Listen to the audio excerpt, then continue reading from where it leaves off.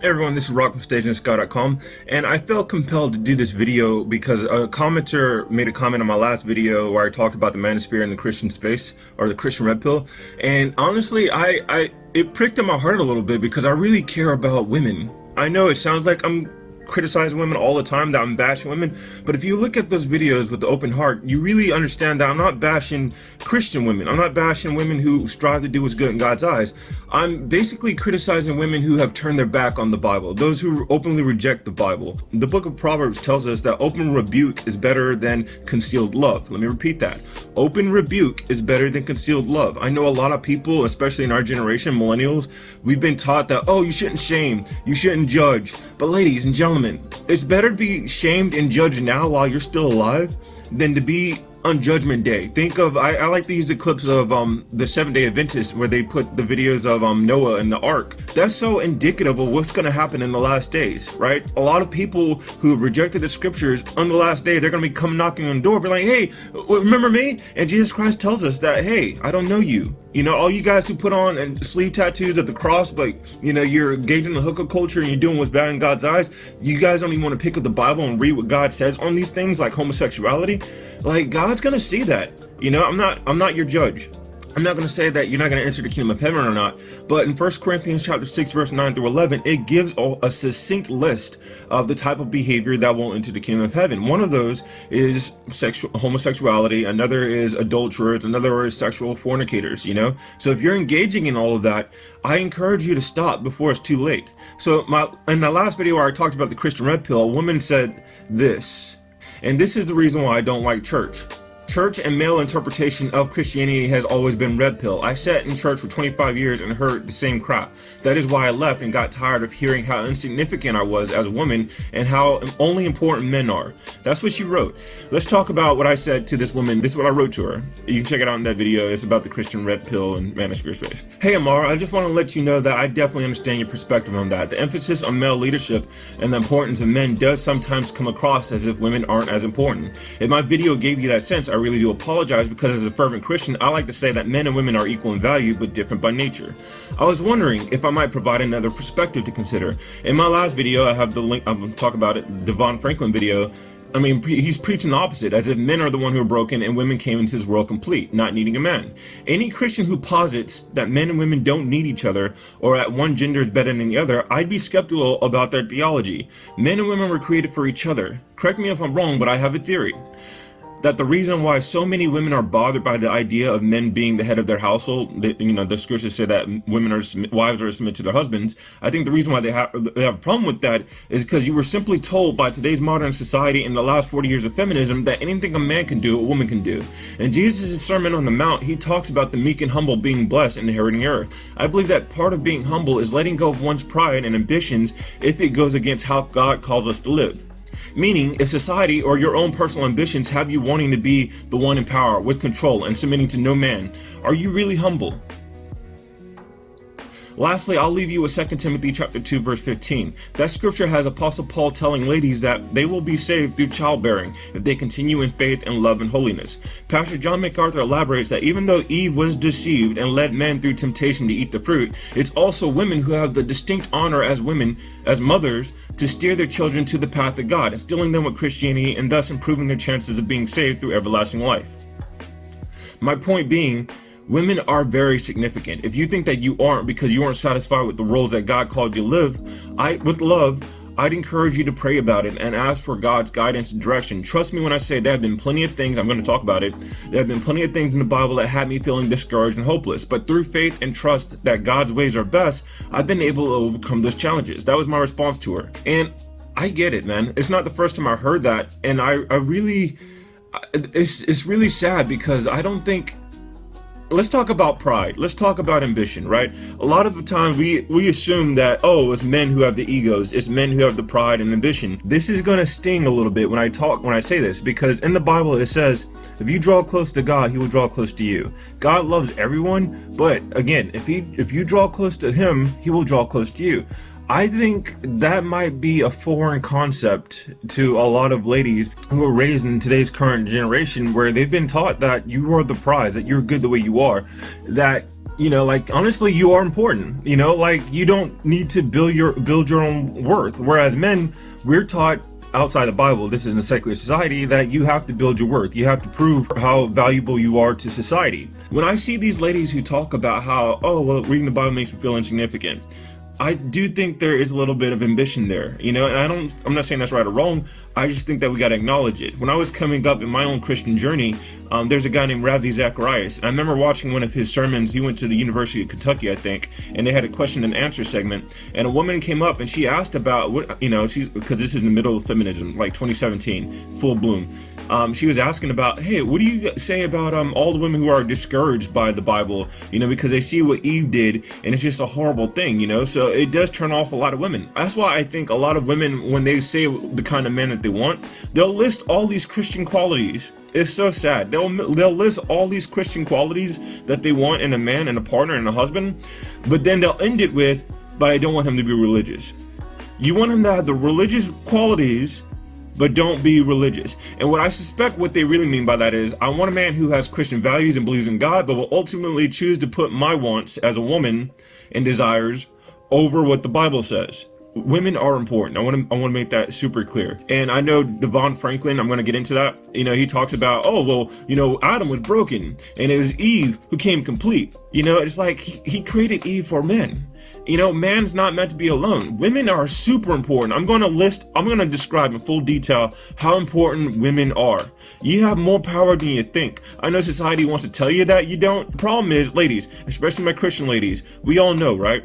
Many will enter through the broad gate. Only a few will enter through the narrow gate. So when you hear that, what that tells you is that most people, most Americans, most people in this world will not be saved. Most people will hear the word and reject it. The Devon Franklin video that I was referring to, I'll play a clip right here. In verse 22, this is the creation of the woman, Eve. But you don't hear Eve coming into the earth saying, where's my man? Huh? Eve came into the earth. Watch this. Adam was the one who was broken. Eve came into the earth whole. She had both ribs. Society wants women to believe you're broken if you're not with somebody. But God says the woman came into the earth complete. So what bothered me the most about Devon Franklin's video is that, I mean, as a commentator in that video posted, you know, like, it's this constant push to keep both men and women at odds with one another. I really hate it so much. The cool thing about being a Christian is that the roles of women aren't dictated by humans. It's decided by God. I say it's cool because it should reduce or eliminate all these constant arguments about who's wrong or right, or who should be doing what. If we relied on humans for that, it'd be dictated by their unreliable, ever-changing feelings, which all comes with selfish, unwise, and unscrupulous motives. But relying on God, that's a beautiful thing. I mentioned Jesus Christ's Sermon on the Mount. I think that's in Matthew chapter 5, because I really do believe it shows a lack of meekness and humility to show how God calls you to live, and for you to deliberately refuse that on the ambition that you want more for yourself. And again, I think that's the culture pushing, talking to you, both men and women on that. I won't go so far as to say this will keep you out of the kingdom of heaven. That's God's call. But I would say that as a discerning Christian male, meaning a bachelor who wants to get married, it is a huge red flag, and I would never entrust my life or the life of my future children or my hand in marriage to such a person. And for generations, we lived in society where it's women and children first. All right. I mean, seriously, I mean, Titanic immediately comes to mind for a lot of us. It is still that way. We all know this is important to society because a man can impregnate a whole village if there's one man and 5 women. Meanwhile, you know, if you reverse that and it's just 1 woman and 5 men, I mean, if you get her pregnant, she's out, you know, she's off the market for like 9 months. Not to mention, she might not even survive the pregnancy. So society is doomed if she dies, which means women are super valuable to society. We all know this. For generations, we know this. Going a little bit off topic because I've done a video about the Disney princesses and people getting so upset. They're like, oh. It appears their messaging is the issue. She explained that Cinderella waits around for a rich man to save her when she should have saved herself, and the Little Mermaid Ariel gives up her voice for a man, which again, she shouldn't have done. You said you were bringing a modern edge to it on stage. What do you mean by that? I just mean that it's no longer 1937, and we absolutely wrote a Snow White that is not going to be saved by the prince. She's not going to be saved by the prince, and she's not going to be dreaming about true love. She's dreaming about becoming the leader she knows she can be, and the leader that her late father told her that she could be if she was fearless fearless, fair, brave, and true. She shouldn't, Ariel and all these Disney princesses, they shouldn't make their whole worlds about, the men that they want. It's like, dude, y'all act like men haven't done the same.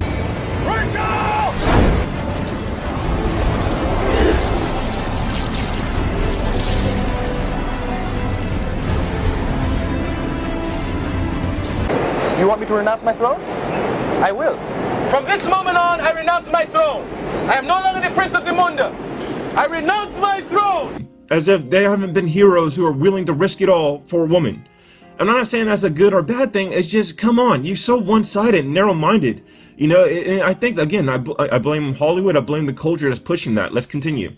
This is why some say that feminism in Hollywood is corrupted, and it has corrupted so many. Because for generations, men and women understood and appreciated our roles. It wasn't until the last 40 years or so that they pushed the breakdown of gender roles. And frankly, if I was a woman, I would be insulted by Hollywood. Rob, what are you talking about? Well, look at all these strong female protagonists, right? But if you were to say, oh, well, I just want to be a homemaker, I want to be a loving mother to my children and a devoted wife to my husband, that's demonized. Like, really? You don't want to do more than that? What kind of it's just so garbage. The underlying message in Hollywood is that they think men are more important. Ladies, let me repeat that. It's not the Bible who makes you feel insignificant. I think it's Hollywood and modern culture that's pushing this idea that women aren't important. Why else would they celebrate and prop up the strong female heroes who act like masculine men? Let's stop lying. All right, we all know the strong female characters is just a man's behavior in a woman's body. We all know this. There are some women who are like that, yeah, and they're extraordinary. The key word there is extraordinary. Most women are not like that, but instead you're pushing the whole generation of women to be these extraordinary women. Men and women are different by nature. I think that going against those roles is the main reason why so many of us are frustrated, angry, and confused. We want to blame the other genders or culture or the government, but really the issue is you as an individual choosing to take part in this culture and your stubborn refusal to obey God's commandments. Lastly, whether or not you think you're important, I'd like you to ask yourself, why does that matter to you? I'm not saying that's good or bad, that is important. I'm just asking you to understand and identify why that is important to you as a human being, as an individual. When it comes to Christianity, everyone who endures to the end, both men and women, we have a place in the kingdom of heaven. We're going to get the same reward. That's one of the main points of the New Testament. We're all going to be saved as long as you endure to the end. That's the ultimate goal. So why is it important to you to feel more important than men when you read that? I think that the way me and my current generation were raised, the sense of self-sacrifice is seen as foolish, right? We're told that you shouldn't do anything for anyone who couldn't care less about you. And when I hear women complain about their perceived lack of importance in the Bible, I think that's one way to take it. And if that's true, I can see why my current generation of women would oppose it.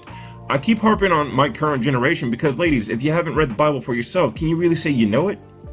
Like this woman who talked about, oh, I was in the church for 25 years, but have you read the Bible for yourself?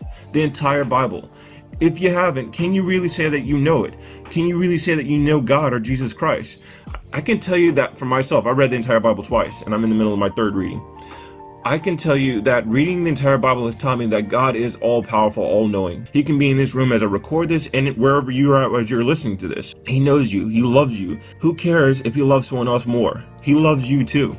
I know as a man, I will never be as important as King David or Moses was. I won't even be as important as the pastors who, like Pastor John MacArthur, where, the whole church, a great multitude are depending on their guidance. I'm just one man in a room recording, writing essays. I'm not that important. I know this. I know why. And unless God calls me to be a pastor, to be out like on a soapbox somewhere in the corner, I honestly don't want to be. I've seen how God favors these men and it bothers me not. Knowing that God blessed me with the knowledge of Him by putting it in me to pick up the Bible and read all about Him, that's one of the greatest gifts God's given me. That's one of the greatest gifts God's given me. And I hope that He does the same for you, because regardless of how you feel, remember John 3:16, right? He so loved the world that He gave His only begotten Son, that whoever believes in Him shall not be perished. He did that for you, men and women. Women, He did that for you.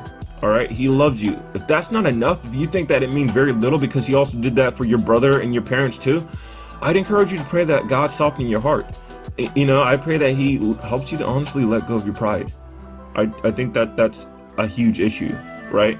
If you think that I'm harping on women, it's not just me harping on women, it's me harping on men too. A lot of men who call themselves Christians don't, they're not living the life that God calls us to live. If you're engaged in a hookup culture, are you really the leader of your household? Are you really honoring your wife as God tells us to do?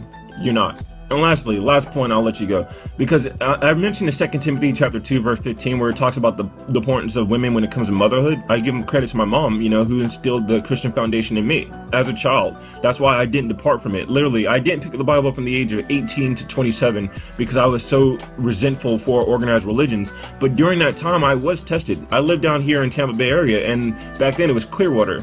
Clearwater is a huge Scientology place, and I was tempted. I went through the halls, and I've done Dianetics, and I studied L. Ron Hubbard, and I resisted it because it looked like idolatry. I'm not saying it is or not. To me, it did, so I rejected it. And I give credit to my mother for that because it's the Christian foundation in me, even though I wasn't studying the Bible, that had me saying, no, thank you, right? So motherhood is important. Motherhood does lead a lot of people towards the path of righteousness, towards that narrow gate.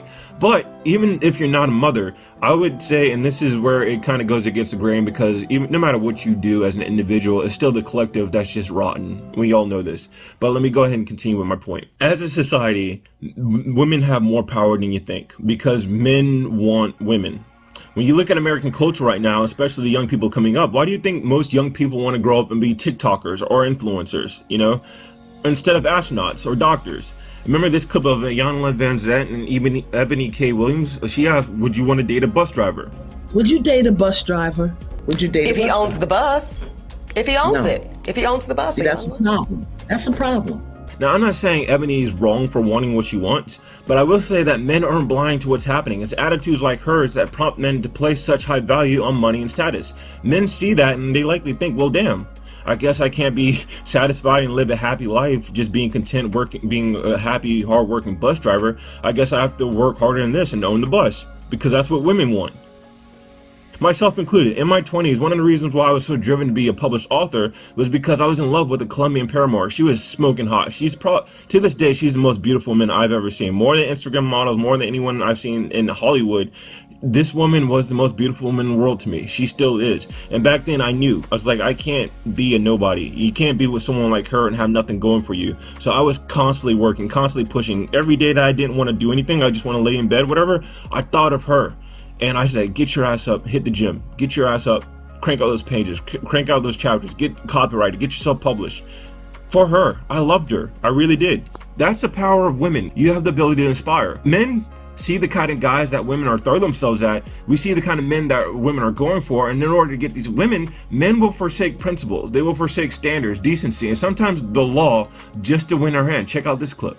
Most of you have gone on a date with a guy who was super nice, and if you rewarded that behavior, then the world would be full of nice men. You went home and you told your roommate about how you had a nice date and he was kind of fun, and then you went to go your toxic ex. If you really wanted men to change, you could change all of it by not rewarding the behavior that you don't like. If you wanted men to be nice, all you had to do would be to only nice men, and the entire world would change. The reason why men are the way they are, the reason they are competitive, the reason they are assertive, the reason they go to the gym all the time is because those are the behaviors that you reward. I know this sounds like I'm blaming women, but I'm not. It's on us men to continue to put God first, regardless of what you see women going for, all right? But imagine what the world will look like if all of the hottest, most beautiful women in the world, all the hottest Instagram models, if they only gave themselves to responsible, the virtuous, the hardworking, God-fearing men. Imagine what America will look like if a rapper who cursed and degraded women, glorifying selling drugs and shooting ninjas, got no women. 50 Cent, Snoop Dogg, Dr. Dre. If those guys didn't get the hot, beautiful women because women weren't going for those guys. Imagine what the world would be like. Imagine what men would do. I'm telling you, in a world like that, men would be inspired and encouraged and spurred to make something of themselves, be good, decent human beings, slow to anger, well-tempered, respectable, and prosperous. That's the power of women, right? It shouldn't be their power, because men should be striving to do what's good in God's eyes more so than the eyes of women. But if most women put God first and gave their love, affection, and admiration to other practicing Christians who forsake the hookup culture and believed in waiting until marriage to have sex, more men would be those kind of Christians. Oh, Rock, it sounds like you're competing. You're saying that men are better. We're not better. We're just different. I'm a man. I have more testosterone than women. My muscles are bigger. My muscle density is stronger. My bone density is stronger, right? We're just different. It's not who's better or worse. The Bible even says that you're the weaker vessel, right? And again, if you approach that with humility instead of saying, oh, well, if that's what it thinks, like, God sees your heart, man. I encourage you guys. I think if women were a bit more meek and humble in the presence of God, a lot of these things wouldn't be so abrasive to hear, right? If it's your first time hearing it, I get it. It does sound like I'm misogynistic, as if I hate or think so little of women, but it's not true, my friends. On the contrary, I think it'd be hateful and non-caring of me to see a person walking blindly towards a cliff and say nothing to stop them, or at the very least say, hey, I know you're free to do what you want, whatever you want to do, all right? You're free, okay? But there's a cliff right there. If you keep walking there, you're gonna fall, right? I think a horrible, wicked person would see that and be like, nope. Or I'm too afraid because all these other people are gonna call me misogynistic if I at least warn her. This is the wicked society we live in. That's why, I mean, it's not easy for me to say these things. I don't want to say it. I take no pleasure in saying it. But because I love and care about people, and I've seen plenty of TikTokers, 40-year-old, 50-year-old women who are posting videos talking about how alone they are. It dawned on me that I'm 46 years old and I don't have a husband to take care of me. I definitely think that I will stay alone forever. My God, what's the problem? I'm brilliant. I work a lot. I stay in shape, even if I'm 40 years old. And I've been crying all day. And it's like, this could have been avoided if you had... Let me continue. I'm not above reproach myself. I have to make that disclaimer because a lot of people say, oh, you're saying you're more Christian or better than the rest of us. That's not what I'm saying at all. I have plenty of thorns in my own eyes, but I'd encourage you guys to check out these links. I have the links down below in the description where I talk about the weaker vessel and, you know, Psalm 73 and all that. I'd encourage much prayer, and I apologize if this is a stumbling block in your Christian journey. I can tell you that in my own Christian journey, there have been plenty of things that were disheartening at first, but with much prayer and reflection, I eventually had the strength to accept it. One of those things was my thoughts about getting married in the kingdom of heaven. I thought to myself, all right, well, if I just endure to the end, if I, you know, remain a bachelor because I haven't found someone, you know, at least I'll find someone in the kingdom of heaven and get married to her then. But Jesus Christ says that, hey, you know, in the kingdom of heaven, people won't be given in marriage. We'll be like the angels of heaven. And that sounds nice, but to me, who've always wanted to get married, who's always had this desire to be with someone, to wake up with someone who's beautiful every day for the rest of my life, that is incredibly disheartening and depressing. It made me think, well, dang, if that's what's going to happen in the kingdom of heaven, what's the point of going to the kingdom of heaven? With much prayer and reflection and just trust in God, when you get to the book of Thessalonians, I can't remember which scripture it was, but it does instill you with the fact that God knows you. He knows what you're going through. He knows you're suffering. And if you just trust in him, I have reason to believe that our fleshly desires, you know, the weaknesses of the flesh, we won't have that in the kingdom of heaven. I think when he says we're going to be like the angels of heaven, we really will be like that. You know, like we won't be the humans that we think of it now. Okay, then Rock, what will the kingdom of heaven be like? I honestly don't know. And to be honest, I don't care. There is honor and a privilege in just doing what's good in God's eyes. Jesus Christ got flogged, crown of thorns stuck on his head, and then nailed to a cross for me. What kind of man would I be to see that happen to him, to see that he sacrificed his life for me, and think to himself, thank you, but no thank you, I don't need the kingdom of heaven. There's honor in just doing what's good in God's eyes. It's called integrity, where you just do the right thing regardless of the reward, right? And I put trust in God that he knows us, and I think that whatever happens after we die, it'll be 10 times better than this world, because I just put my trust and faith in him. Anyways, that's what I had to say about, I hope that came across the right way to all my ladies, my sisters out there who are struggling with the Bible and, oh, well, you know, the emphasis is on men. In the Bible, there's an emphasis on the Hebrews. You know, that's God's original chosen people before Jesus Christ died. And now all men, all women, you know, you're now God's chosen people if you endure and you put your faith in Jesus Christ, right? Honestly, if you read Psalm 73, it should give you a lot of comfort, ladies and fellas, myself included, you know, because very often when you see the wicked prosper, you think to yourself, what's the point? What's the point in doing what's good in God's eyes? What's the point in all of that? Psalm 73 will open your eyes. All right. Again, I encourage much prayer and reflection. I really hope that this comes across how much I really do love women. I love all my brothers and sisters. The Bible tells us to love our neighbors. And my heart goes out to Christians who are struggling with their sense of self-worth and Christianity and reading the Bible, you know. When I say being meek and humble, it really is just lowering yourself. In the book of Proverbs, it talks about how the humble will be exalted and the haughty will be humbled. You know, like if you take the best spot at the king's table thinking to yourself, oh, I deserve this, you know, it is a humiliating and embarrassing thing for the king to arrive and say, hey, can you take that seat over there? This is for my other guest. And now everyone's looking at you as you get up and go to a different seat. Just stay humble, you know, especially in the presence of God. Okay. All right. Much love, much respect. Let me know your thoughts. And yeah, thank you.